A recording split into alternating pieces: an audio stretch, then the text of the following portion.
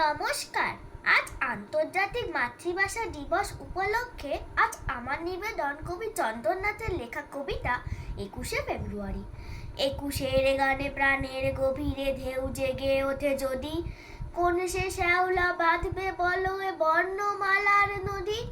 সে নদী থেকে উথলিয়ে ওঠা অক্ষরে অক্ষরে সূর্যের আলো, চাঁদের জ্যোৎস্না, দিন রাত ঝরে পড়ে। এদেশ ওদেশ এদেশ পেরিয়ে হাওয়া এসে এইখানে বিহবল হয়ে থমকে দাঁড়ায় 21-এর জয়গানে।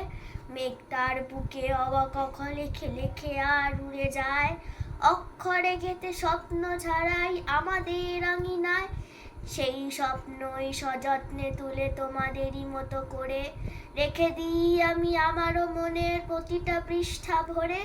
সেই আমাদের জীবনী শক্তি, সেই তো আসল প্রাণ, মন্থনে যার জেগে ওঠে শত কাহিনী কবিতা গান। সে প্রাণে নতুন সাড়া নিয়ে এলে 21শে ফেব্রুয়ারি। বলো তো শহীদ, তোমাদের কথা কি করে ভুলতে পারি।